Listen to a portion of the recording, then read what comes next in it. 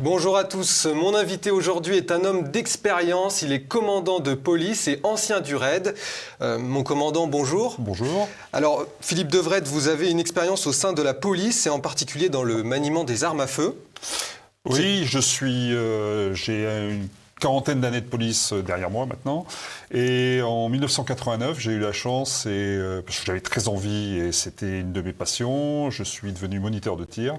J'ai fait un petit stage de 10 semaines pour devenir moniteur de tir et moniteur en technique d'intervention. Les GTPI de l'époque, donc voilà. Depuis, j'ai toujours suivi avec beaucoup d'intérêt l'évolution de la réglementation. Je m'en suis occupé, j'ai travaillé un petit peu dans ce domaine et j'ai fait de la formation, jamais en formation initiale, mais toujours dans la formation continue. J'ai toujours fait travailler mes collègues. J'ai toujours eu à cœur de m'entraîner et d'entraîner les autres. Vous êtes aussi tireur sportif depuis plus longtemps que ça, puisque vous êtes entré dans la police en 1981. Tout à fait. Mais vous écrivez que vous avez commencé le tir depuis que vous en avez eu le droit. Ça veut dire quoi? Depuis vos 9 ans, je crois? Non. Aujourd'hui, c'est 9 ans. Alors, moi, c'était pas 9 ans, parce que j'allais dans un stand de tir en province, dans le Nord, et je traînais beaucoup. Je ne mendiais pas, mais j'étais très demandeur d'essayer les armes, surtout si on pouvait me donner quelques munitions avec l'arme en question, vu que j'avais pas trop d'argent. J'avais une quinzaine d'années. Mais comment ça vous est venu, cette passion du tir? Eh bien, je n'en sais rien, parce que j'ai dû jouer quand j'étais tout enfant au cow-boy et aux policiers, comme tout le monde. Mais la différence, moi, ça m'est resté. Donc j'ai continué sur ce domaine qui m'a toujours intéressé finalement. Et je me suis toujours documenté, j'ai toujours beaucoup lu et expérimenté. Et derrière ce livre, il y a une histoire. Vous avez décidé non pas de faire un livre sur le RAID, vous êtes resté 8 ans, mais sur le tir, sur la technique du tir. Oui, alors sur la technique du tir, alors pourquoi, oui, je suis resté 8 ans au RAID, effectivement. J'ai pas fait de livre sur le RAID, il y en a plein, il y en a beaucoup, disons. Et en revanche, sur le tir, sur ma vision du tir, je pense que c'est le seul. Dans ce domaine, c'est vraiment le livre que j'ai écrit, c'est le livre que je voulais lire. Voilà. C'est un livre où il y a beaucoup de moi et je pense que c'est un livre qui est moderne. Il n'est pas très épais parce qu'il n'y a rien sur les armes à l'intérieur. Hein, ça, c'est quelque chose, c'est important. C'est pas un catalogue. Je ne conseille rien comme arme. J'ai mis juste ce que je savais faire et comment je le fais faire et comment j'aimerais que certains... Enfin, si ça peut donner des bonnes idées à certains, ça serait vraiment une réussite, ce livre. Alors, c'est un bilan, vous dites, avant d'être une méthode. Oui. C'est la somme, finalement, de tout ce que vous avez appris et compris sur le tir au terme de toutes ces années dans la police. Vous parlez d'un laboratoire, vous écrivez « Tout ce que je vous propose a été testé, essayé ». C'est le fruit de l'expérience. Absolument. Et c'est pour ça que ça a une vraie valeur. Alors, tout ce que j'écris, je le fais, je l'ai testé, je me suis trompé, j'ai fait des erreurs, c'est pas forcément abouti toujours, mais ça c'est pas grave, parce que c'est vraiment l'esprit de la méthode. L'esprit, c'est tester, essayer, entraînez-vous. Et alors, vous écrivez aussi que ce bilan, justement, est subjectif, et c'est la raison pour laquelle ce livre s'intitule « Ma méthode ». Absolument. J'assume tout ce que j'écris. La méthode par elle-même, il n'y a pas de secret. Il y a juste une sorte de recette pour que les ingrédients qui sont dedans se mélangent pour un tout... plus ou moins homogène. Mais ça, c'est pas grave, hein, s'il reste des grumeaux dans mon gâteau, parce que justement, c'est ça qui va peut-être donner du goût ou l'envie de recommencer, d'essayer, etc. Alors, il y a un premier grumeau qu'il faut forcément avaler. Malheureusement, on va faire durer le suspense sur cette méthode qui est la vôtre et que vous présentez dans ce livre. C'est finalement les prérequis, les généralités, les fondamentaux du tir. D'abord, qu'est-ce qu'une arme de poing ? Alors, une arme de poing, c'est une arme qui sera probablement aujourd'hui un revolver ou un pistolet, à un ou plusieurs coups, qu'on utilise à une main ou qu'on tient à deux mains, mais c'est une arme qu'on tient à la main. Par définition, une arme de poing, c'est une arme qu'on a dans la main, dans le poing. Donc c'est un pistolet ou un revolver. Tout à fait. Alors, dans les versions pistolet, il y a des pistolets à un coup, des pistolets à plusieurs coups. Enfin, il y a aussi, toujours dans le cadre de la réglementation, alors, ou le revolver, le système à barillet, ou le système à chargeur. Même si, comme je vous dis, il y a des pistolets à un coup, des pistolets à poudre noire, des pistolets à air comprimé, etc., à un ou plusieurs coups. Enfin, voilà. Il y a une jolie collection d'armes et les généralités pour les armes, ce sont celles-là. Alors, je voulais quand même rappeler rapidement les fondamentaux du tir. Donc, 4 règles que tout tireur connaît. Alors, j'espère que tout tireur connaît. Ce sont les 4 règles de sécurité. Ça, c'est incontournable. Et quel que soit l'outil qu'on utilise, quel que soit le contexte, quel que soit le moment de l'entraînement, de la pratique, qu'on soit professionnel ou qu'on soit privé, qu'on soit amateur éclairé ou amateur débutant, les 4 règles s'imposent à tout le monde. Une arme doit toujours être considérée comme chargée. Absolument. On garde l'index hors de la queue de la détente tant que les organes de visée sont poignés sur objectif. Oui. On doit aussi, on ne doit engager un objectif, on ne doit laisser une arme pointée volontairement ou non vers personne que l'on veut engager, détruire, ça c'est l'expression américaine. Et enfin, on doit être sûr de son environnement. Voilà, de son environnement, de l'environnement de la cible. C'est ça, voilà, tout à fait. Alors, venons-en à votre livre, à votre pratique. Alors, question pratique, justement. Vous, que vous mettez à la fin du livre, j'ai été assez étonné, mais par où commence-t-on quand on est débutant? Parce que ce livre s'adresse au grand public. Par où commencer? La chose la plus simple, c'est d'aller dans un stand de tir. Un stand de tir doit être agréé par la Fédération française de tir et faire un cours d'essai ou demander un cours d'initiation pour voir déjà si l'arme et la pratique intéressent réellement. Et surtout, c'est aussi le sujet principal du livre, c'est pour démystifier. Le tir qu'on fait dans un stand de tir, c'est du tir de précision, c'est ni passionnant, ni facile, sans être difficile particulièrement. Et il y a un travail sur soi et sur la pratique très important. Ça peut prendre des semaines, des mois pour avoir un résultat passable. Donc on commence par le tir de précision? On commence par le tir de précision. On commence, si possible, normalement dans un stand de tir, tout de même, vous n'avez pas le choix, avec des armes de petit calibre, air comprimé, voire 22 long rifle, donc des armes de très petit calibre, faciles à maîtriser. Ça, c'est la première chose. Et parallèlement, on peut très bien, si on a un jardin, un garage ou un appartement, tout en respectant les règles de sécurité, faire un tir avec de l'airsoft ou de l'air comprimé. Alors, vous faites un plaidoyer, vous consacrez un plaidoyer à l'airsoft, justement. Tout à fait. Est-ce que vous pouvez nous en dire plus? Alors l'airsoft, c'est un outil qui est absolument fabuleux, même s'il y a ses limites, pour s'initier au tir, pour initier les autres, pour s'amuser en toute sécurité, ou presque, et à un coût minime.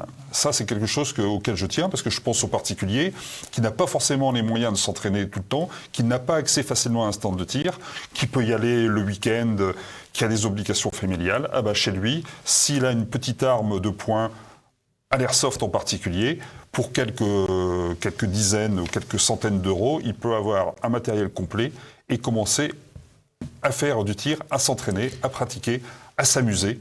Enfin, à faire plein de choses qu'il ne pourra de toute manière pas faire au stand de tir.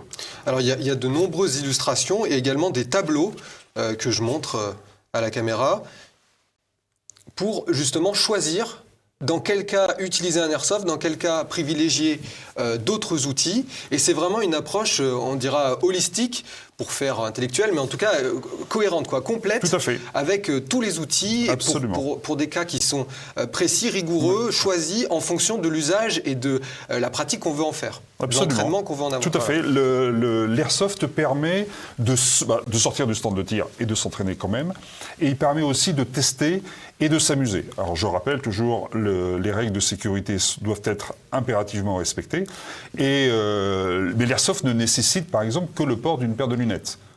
pour éviter un ricochet dans l'œil qui pourrait... Très important, on n'en a pas parlé, mais tout ce qui va être les protections auditives, Tout à fait. les protections balistiques, classiques. Voilà. Je conseille même, par exemple, contrairement à ce qu'on peut voir effectivement sur Internet, sur certains sites, par exemple, de systématiquement porter des manches longues pour faire du tir quand on est au stand de tir, pour éviter les brûlures et la pollution aussi du corps par les résidus de tir, les résidus chimiques. Voilà. Oui, le tir, c'est pas comme au cinéma, vous en parlez au début de votre livre. Tout à fait.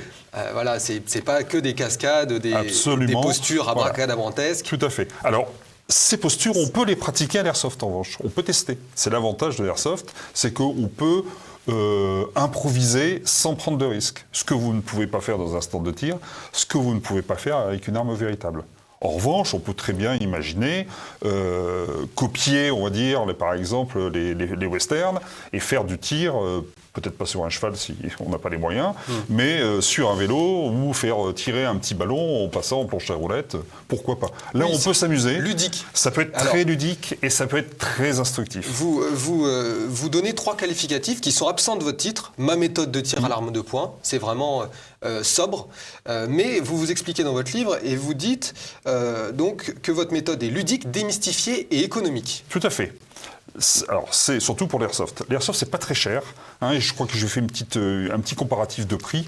Le rapport du tir à l'airsoft avec une arme réelle, il est de 1 à 10 ou voire même de 1 à 100 peut-être, suivant les munitions qu'on utilise. Donc, on peut s'entraîner pour moins cher ou s'entraîner plus pour le même prix. C'est-à-dire beaucoup plus. Donc on peut accéder vraiment à des formes de tir.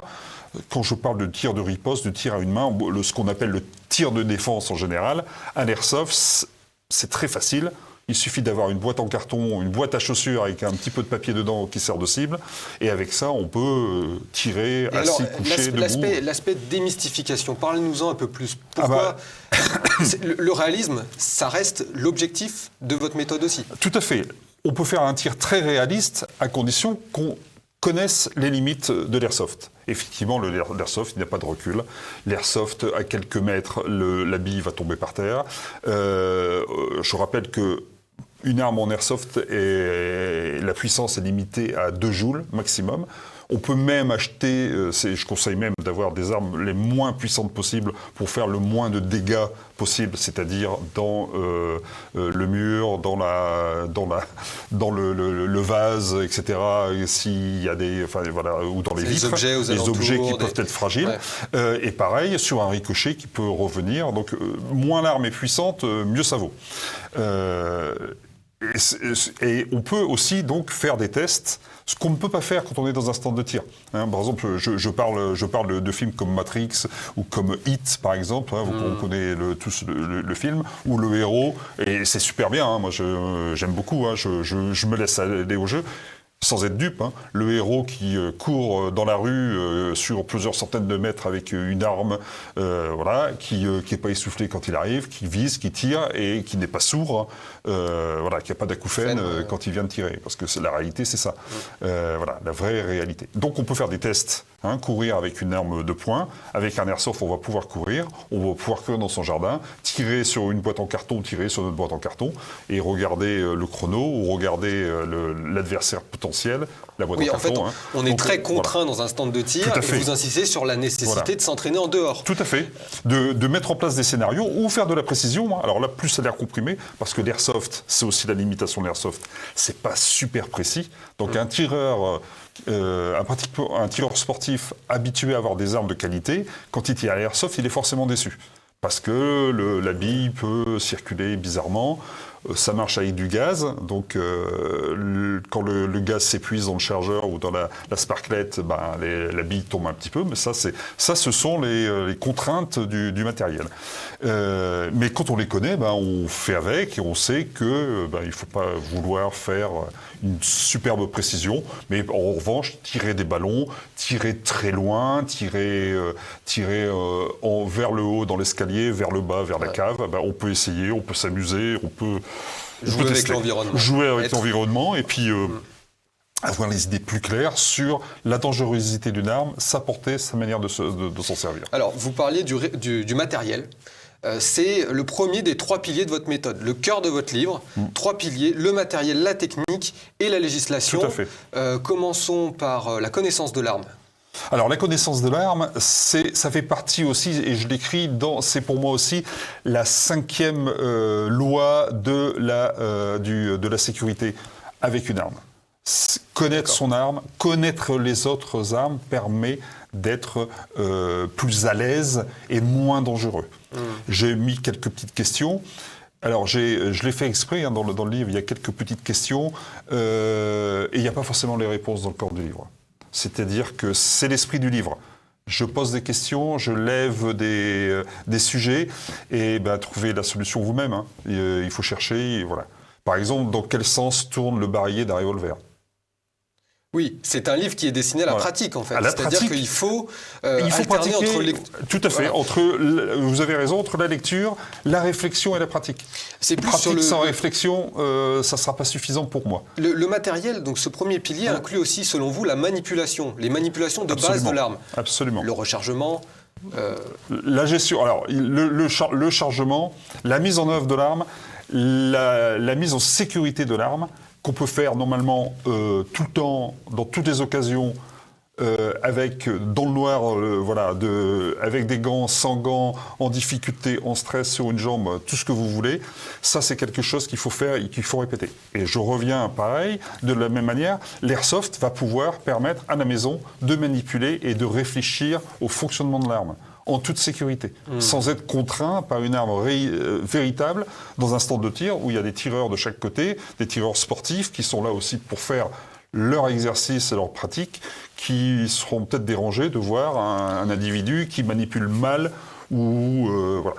Alors, en revanche, le deuxième pilier qui est le tir proprement dit, a une part de pratique et de rigueur très forte. Tout à fait. Qui n'a rien à voir avec l'airsoft, qui est vraiment là, cette fois, les positions. À chaque fois, il faut naviguer entre les deux. Entre l'arme véritable et l'airsoft et l'air comprimé même. Il ne faut pas hésiter vraiment quand on en a la possibilité, parce que c'est pareil, c'est un livre qui s'adresse aussi peut-être à des pratiquants qui n'ont pas trop les moyens, qui vont peu faire du tir au stand de tir parce que ça coûte cher, parce que peut-être que le stand de tir il est loin, il est ouvert que le week-end et que peut-être qu'on a autre chose, on a une vie de famille, etc. Donc on peut travailler peu au stand de tir, mais d'un autre côté, à l'airsoft, réviser, pratiquer, faire des essais, qu'on ne pourra pas faire de toute manière au stand de tir. Et on doit, toujours comparer et confirmer même la pratique de l'airsoft au stand de tir. Ne pas perdre ces réflexes qu'on a acquis en centre de tir. Tout à fait. Dans la pratique. Tout à fait. Et c'est pour ça qu'on doit utiliser l'airsoft avec beaucoup de rigueur. Alors l'airsoft, la facilité de l'airsoft donne aussi une sorte de décontraction qui pour moi peut être préjudiciable. C'est-à-dire qu'on est aussi rigoureux avec une arme d'airsoft, avec une arme air comprimé, peut-être même avec une arme factice. Moi j'enseigne avec des armes, je fais des démonstrations avec des armes factices qui sont des morceaux de caoutchouc. Alors là on arrive à un point qui est intéressant aussi dans votre livre, c'est de dire qu'avant, quand vous avez débuté dans la police en 80 et après, il y avait existait un système de balles en plastique qui n'existe plus aujourd'hui. Tout à fait. Et qui, du fait de sa ressemblance en fait avec les balles classiques, je pense, était interdit pour cette raison-là aussi. Alors, c'est une des raisons, effectivement, et c'est un système qui ne marchait qu'avec les revolvers. Donc, c'était un petit embout de caoutchouc qui était propulsé par une cartouche sans poudre, uniquement avec l'amorce, et qui était relativement douloureux, qui était loin d'être létal, mais qui pouvait être assez dangereux. Mais qui avait justement l'intérêt de proposer une pratique du tir beaucoup plus réaliste, beaucoup plus proche. Alors, c'était un tir réaliste, non dangereux, mais effectivement, la confusion était possible avec une cartouche véritable. Qu'est-ce qui a changé depuis que vous êtes entré dans la police, dans la pratique du tir, justement au sein de cette institution? Alors, le fait d'avoir une ou deux armes de poing, donc aujourd'hui on tire au SIG 20-22, c'est l'appellation de l'arme, donc un pistolet automatique en 9 mm, ou au Glock qui est aussi un pistolet automatique en 2 mm, a réduit les possibilités de connaissance des armes. Mes moniteurs de tir de l'époque, moi-même, nous avions accès dans les années 90 à beaucoup plus d'armes, à un panel d'armes beaucoup plus large, des revolvers, des pistolets automatiques. Et la simplification et l'unification vers un seul modèle, à éroder cette connaissance. Et également le fait que les policiers n'ont plus le droit d'être armés 24/24. Alors, si, aujourd'hui, les policiers ont le droit d'être armés, hors service, donc, depuis les attentats de 2015, le droit est revenu. Nous, on avait un droit qui était... La doctrine, en fait, s'est inversée. Alors, la doctrine s'est inversée, c'est-à-dire que, effectivement, quand je suis rentré dans la police dans les années 80, c'était évident qu'un policier était armé, point. Aujourd'hui, en fait, on considère que il faut qu'il soit en service. Alors, oui, le policier doit être en service, sauf s'il fait une demande spécifique pour porter son arme hors service. Alors, beaucoup de policiers portent leur arme hors service avec une demande spécifique. Et ça, c'est aussi une évolution de la mentalité, de la manière de percevoir l'arme dans le métier. Alors, revenons-en donc aux 3 piliers. Le 3e, enfin, qui est la mise en situation. Tout à fait. Et le tir, ce que vous appelez le tir de discernement. Absolument. Savoir sur quoi tirer, mais aussi savoir sur quoi il ne faut pas tirer. Absolument. Le tir de discernement, c'est le tir le plus passionnant et le plus difficile dans tous les domaines du tir. On peut faire du tir de vitesse, on peut faire du tir sportif de vitesse, ça existe. C'est-à-dire tirer très vite, très efficacement sur des cibles, sans aucune contrainte que de toucher la cible. Dans le respect des règles de sécurité, j'y reviens toujours. Après, le tir de discernement, c'est mettre en place des scénarios qui racontent une histoire, vraie, fausse, ahurissante ou très prosaïque, peu importe, et apprendre à gérer cette histoire. Et ça, c'est du travail de policier ou de professionnel armé, mais ça peut être aussi un exercice pour un particulier qui veut s'amuser et qui veut apprendre à réagir sur une situation, quelle qu'elle soit. C'est même pas parler d'autodéfense, mais c'est du discernement. Du discernement, c'est de refaire le film Règlement de compte à hockey choral, pourquoi pas, avec des revolvers en airsoft, et voir comment on fait, comment ça se passe, quelle est la difficulté de mettre en place une histoire. Et plus l'histoire est compliquée, quelque part, moins on a la possibilité de tirer, et pourquoi pas faire... Moi, j'ai fait des exercices en formation où le scénario faisait qu'on pouvait ne pas tirer. Parce que dans l'histoire, il y avait un protagoniste dangereux qui n'était plus... l'histoire voulait qu'il soit sorti du site, etc. Donc on ne tirait pas forcément. On faisait une progression, on ne tirait pas. Alors, donc ça, c'est quelque chose qui permet de s'amuser beaucoup quand même. C'est quelque chose, donc à la fin du livre, sur lequel vous revenez sur le stress, sur la mise en situation réelle, et vous battez en brèche une idée reçue sur le stress qui voudrait qu'on perde ses moyens, et vous expliquez qu'en fait, c'est aussi une augmentation de la force. Tout à fait. Et une incapacité à sentir vraiment sa propre force. Tout à fait. Alors, le stress, c'est une réalité. Le meilleur moyen de combattre le stress, dans tous les domaines que l'on connaît, c'est la préparation. C'est la préparation en amont. Et le stress sera amoindri. La violence du stress apparaît surtout quand on subit une action. Quand on subit à 100%, alors il y a plein de domaines où on va subir, et peut-être que si on est un peu entraîné, on va pouvoir aller au-delà de ce stress. En sachant que, effectivement, le stress, quoi qu'il arrive, il y a eu des études très précises, et c'est ce que je raconte aussi, c'est que le stress, on perd les moyens de faire du travail en finesse. C'est-à-dire qu'on va... Vous dites, on peut abattre un arbre sous stress, mais on ne peut pas coudre un bouton. Absolument. Le travail fin, pour des raisons physiologiques de base, c'est-à-dire que le sang s'éloigne des extrémités, et l'adrénaline augmente la force. C'est-à-dire qu'on ne sent plus sa force au sens propre. Et effectivement, on peut faire un travail, on va dire, basique au niveau des gestes, mais certainement pas un travail fin. Et c'est pour ça que le tir, si on veut être bon en tir, il faut avoir des basiques qui soient vraiment maîtrisés pour pouvoir les refaire, quelle que soit la circonstance. y compris en cas de stress. Alors peut-être qu'en cas de stress extrême, n'importe qui ne pourra pas réagir, mais ça permet d'apprendre à gérer cette quantité de stress et aller le plus loin possible dans la réaction, j'allais dire, positive et non subie. Ouais. Pour conclure, on comprend en fait à la lecture de votre ouvrage que vous avez aussi souhaité rétablir des vérités qui circulent de façon erronée sur les réseaux sociaux, notamment sur YouTube. Si on devait résumer, qu'est-ce qui fait que votre méthode est originale ? C'est l'utilisation de l'airsoft, ça c'est la première chose, parce que ça j'y crois.